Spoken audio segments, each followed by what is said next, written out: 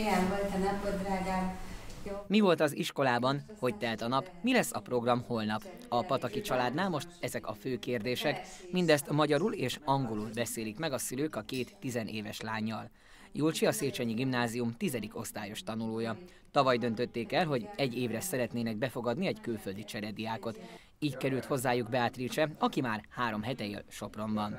Nekem van 2 nővérem, akik már elég idősek és régen elmentek itthonról, úgyhogy szerettem volna, hogy egy annyi idős lány, mint én, legyen egy testvérem, és együtt csinálhassunk mindent, és megbeszélhessünk, és legyen egy igazi barátom. Julcsi szülei azonnal támogatták lányuk kérését. Azt mondják, nem bánták meg a döntésüket, bár a kezdeti napokban számos kihívást kellett megoldaniuk. Nem olyan egyszerű a dolog.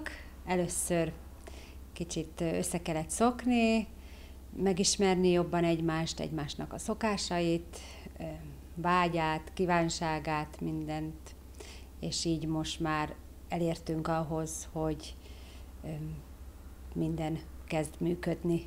Beatrice szerint ahhoz, hogy sikeres felnőtt legyen, szüksége van arra, hogy idegen környezetben is kipróbálja magát. Magyarországról korábban még sohasem hallott, de szándékosan választott egy olyan országot, ahol minden új számára. Fogadó családjánál nagyon jól érzi magát. Azt hiszem, ez egy nagyon csodálatos család. Nagyon büszke vagyok Julcsira, mert ő egy nagyon kedves, fogadó testvér. Nagyon jól érzem magam, még akkor is, ha ez még csak az első időszak. Azt hiszem, még rengeteg jó élmény vár rám. Beatrice a magyar nyelvet is szorgalmasan tanulja, már néhány mondatot is el tud mondani összefüggően nyelvünkön. Sziasztok! Beatrice vagyok, 17 éves vagyok, Olaszországból jöttem, Soproni a Pataki családnál fogok lakni. Beatrice az osztályába is hamar beilleszkedett a Széchenyi Gimnáziumban.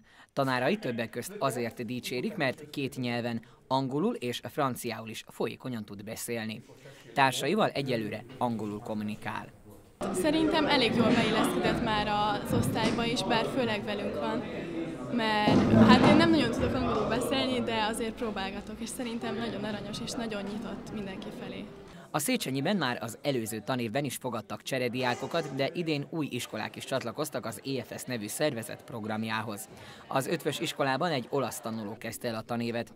Az ő beilleszkedését csak úgy, mint a többiekét is egy őrangyal segíti, így hívják a szervezet önkénteseit. Én vagyok Alice őrangyola, ezáltal, hogyha valamilyen problémája van, kisebb-nagyobb, akkor először nekem szól, és először megpróbálom én megoldani a problémát. Ha nekem nem sikerül, akkor értesítem az AFS-nek a soproni körzetvezetőségét. Az Ötvösben úgy gondolják, a nemzetközi program nem csak a cserediáknak, hanem osztálytársainak is hasznos.